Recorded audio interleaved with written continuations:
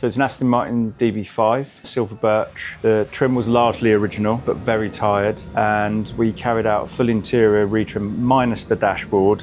So we did the headlining, leatherwork, carpet. Wanted a really tidy interior. So he bought the car and the paint was good.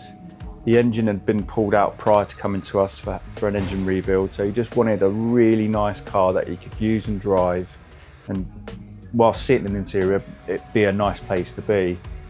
The story I was told, the car was once owned by Jamiroquai and it had a major audio system upgrade. And one of the things we did was we relocated some of the speakers because they were in some really shoddy places, and so it had some parts 3D printed. He just wanted it to be as nice as can be. The headlining on the DB5 is quite a tricky thing to do. So it's made up of 3 parts, maybe 4 parts, but yeah, they have these aluminium rings, and that is to help for head height. Front driver and passenger, they'd have extra headroom, because when you look into a DB, they have this sort of stepped up bit with like the aluminium ring. So that's why they're there. And in fairness, they do look quite cool, but they're tricky to do.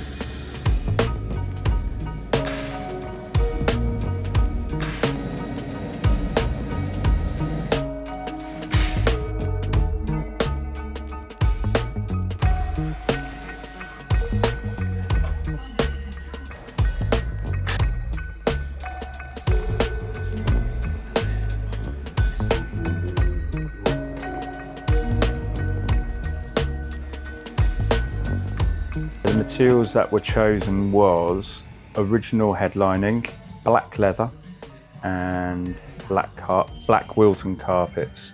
So you just wanted it to be as stock as could be, really. No garish colours, just silver birch over black.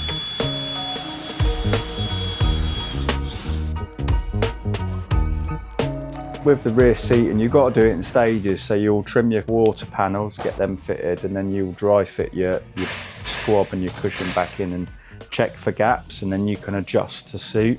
So you would do quarters, squab, put that in, and then once them elements are done, you can put your rear cushion in and check for gaps again, and then adjust the foams to suit to make sure it all fills out and it's spot on, because you don't want gaps.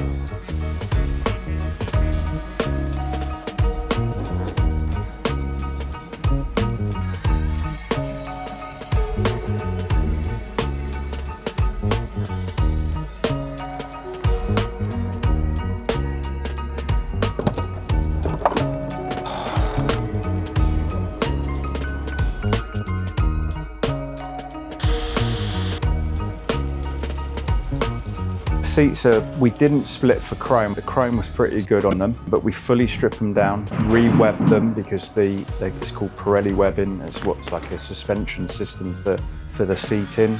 They're all replaced because Pirelli tends to degrade over time. New foams, yeah, and then build them back up. A lot of the time they're quite rough, but I think these ones are quite good. There is an element of hand sewing on the seats, quite a bit of hand sewing. Not too much, but just enough.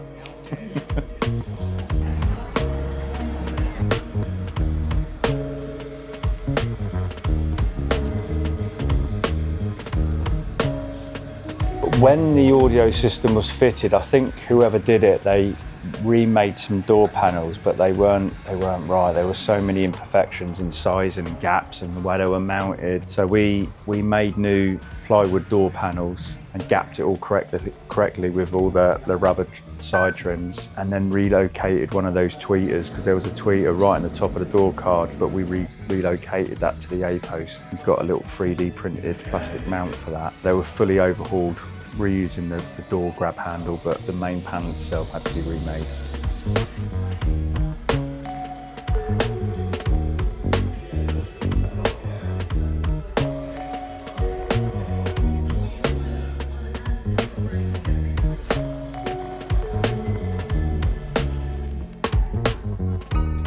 years and years of just tackling DBs and Aston Martins in general.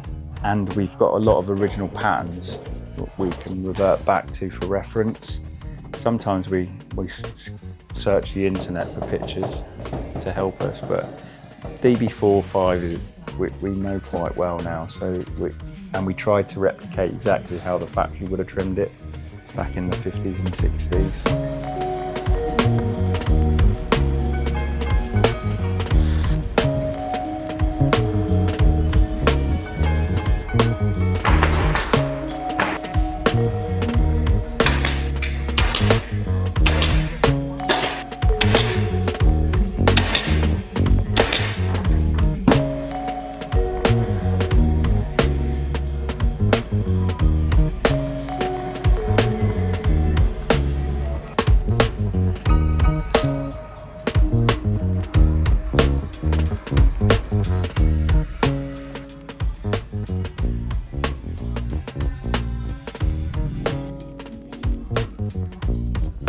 The whole job came out really well.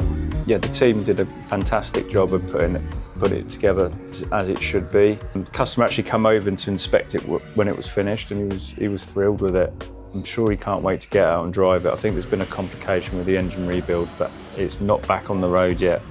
Last time I spoke to Christian, the guy that sent the job our way, but yeah, he was thrilled.